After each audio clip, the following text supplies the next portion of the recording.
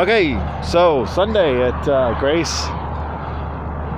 Oh, you know what? I just dawned on me. That's backwards for y'all. Grace Through Faith Fellowship, great church, man. Got here Saturday night. Buddy was here. Didn't know Buddy, didn't know anybody, which I think I posted in my last video that I didn't know any of the churches in this coming town. And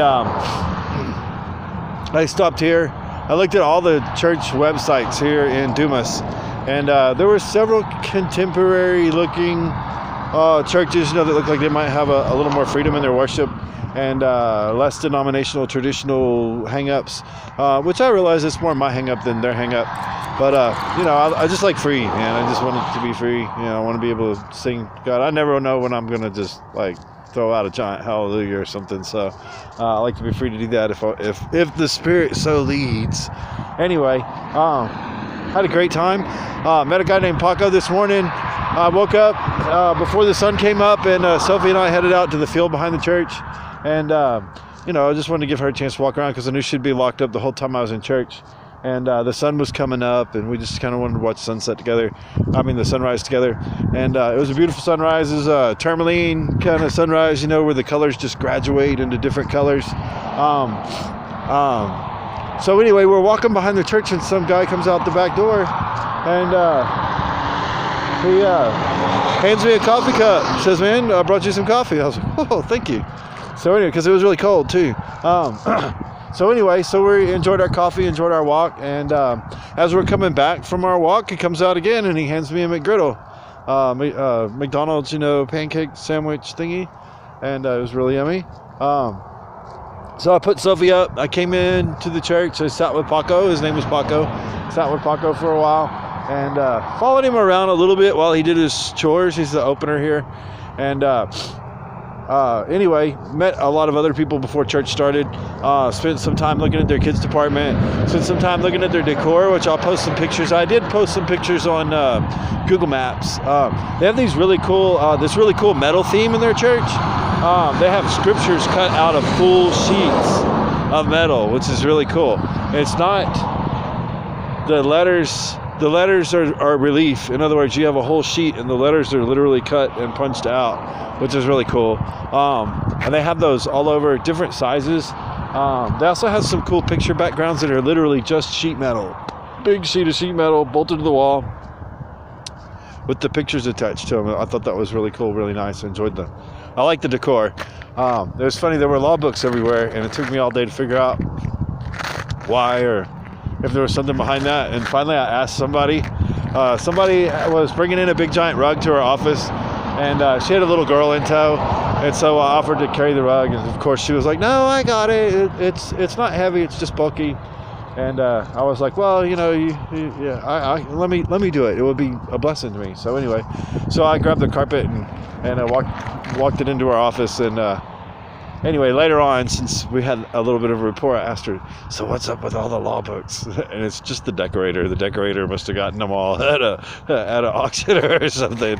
But there's law books, a law library spread out throughout the church, which, you know what, is kind of symbolic. There's a law written on my heart. Love God and love people. So anyway, tonight, man, okay, so church was great. Worship was great. Enjoyed it. Enjoyed the message. I did not take notes. It's a single service church. They only have one service. I wish I had taken notes because it was good, and I'm not sure if I can remember all the good stuff we got. It's funny how when I need it, it'll pop up though. So anyway, after church, went back to the trailer, walked Sophie, and was sitting there eating some cheese and crackers. And the pastor came by and he said, "Hey man, would you like to go with us to eat lunch?" And he took me to the Playa, I forget.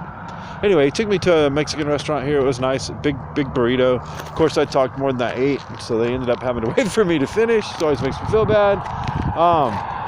They brought me back here, got a good nap.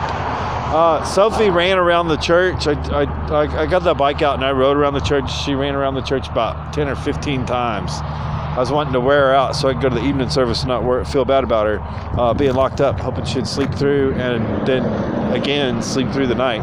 Because she's been waking me up at night wanting to go out. And it'd be one thing if she wanted to go out and poop and come back in, but she doesn't. She wants to go run around.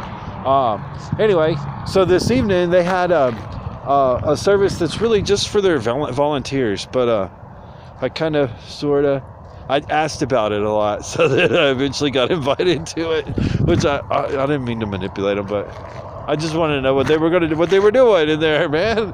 If there's more eating to be done, I want to eat. You know what I mean? I'm not talking about food eating. I'm talking about the word. And so anyway, so he did. Before he dropped me off, he invited me to come see tonight's volunteer service. They call it the Dream Team. That's all their volunteers together is the Dream Team. And so they have Dream Team prayer meeting in the morning as well, which I got to attend. But anyway, the Dream Team meeting was good. We had worship. It was just worship, a little small devotional, and then kind of a leading through prayer, private time prayer, and then group prayer, and then an encouragement that if you had a word for somebody in the room, to politely and gently go over and give them the word. I heard people talking during that time, so I'm assuming that the Spirit was moving and people were sharing whatever word the Holy Spirit was giving them. I know the mood here was good. I don't know, we talked about my route. They offered to, I asked them, are there any more big blank spots that I need to worry about? Because I only have a 2-gallon gas can, and I kind of want to see if I could trade somebody a 2-gallon for a 5-gallon and some money or something. But, or, the other way, like 2 gallons in money for the difference or whatever.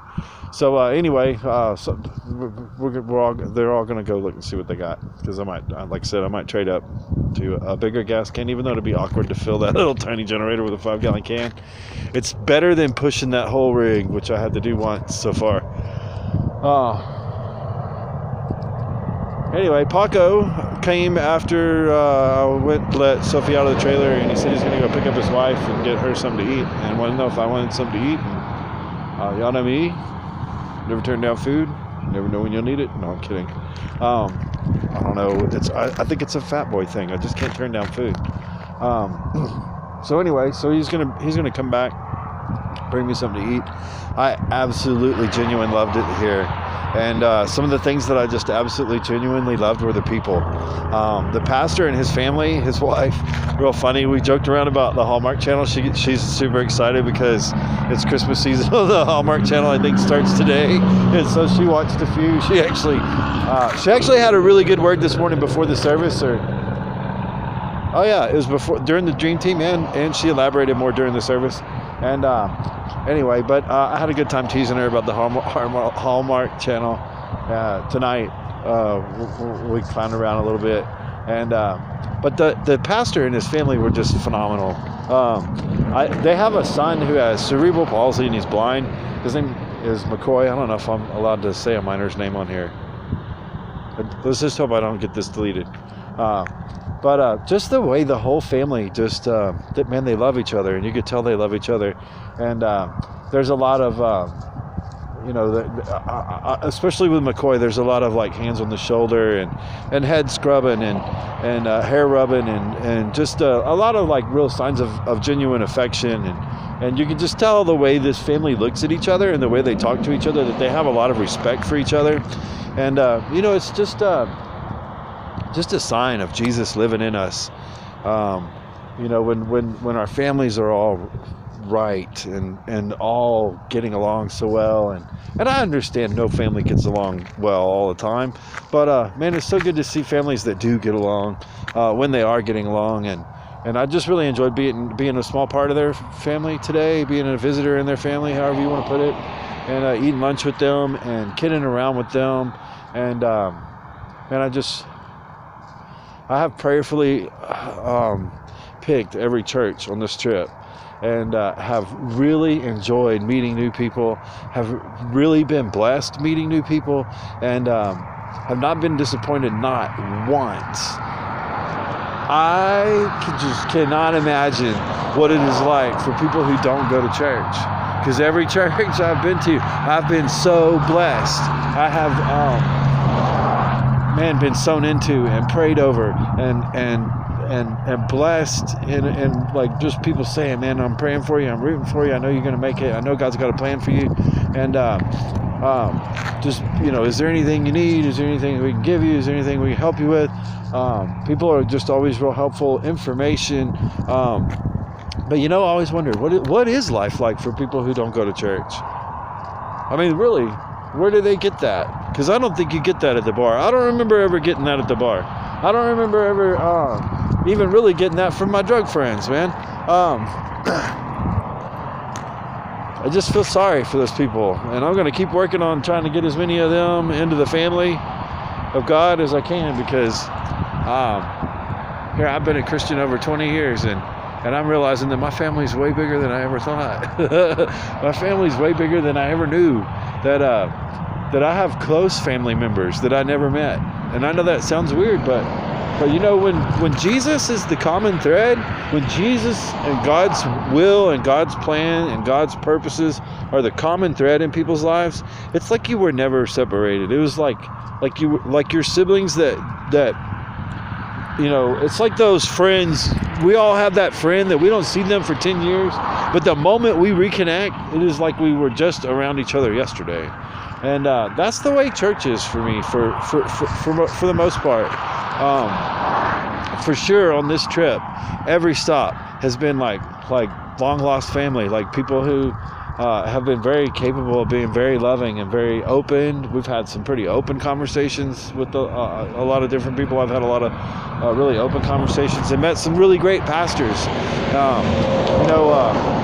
I stayed at the same church for like 15 years. And only knew one other church other than that. And I spent a season, man, where I went to different churches, and they were dry, and they weren't loving, and they weren't family. They weren't familiar. They weren't close to each other or to me.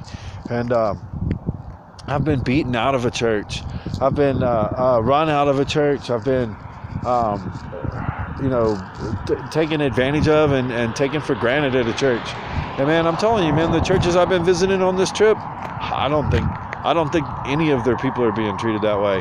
And so I don't know, it's like medicine for my church hurts to know that there are a lot of really good churches out there, and there are a lot of really good Christians out there that are man, just sitting there arms wide open, waiting for the lost, waiting for their brothers and sisters to come home. And so, man, if you're not making it to church, if you haven't been making it to church, or you've never been to church, man, let me encourage you. There are a lot of really good churches out there. And I feel 100% confident that if you were to just say, God, help me to find the right church so that I can have somebody to help make a proper introduction to you, that you would find the right church. So if you're not making it to church, I encourage you, try it. It's full of awesome people.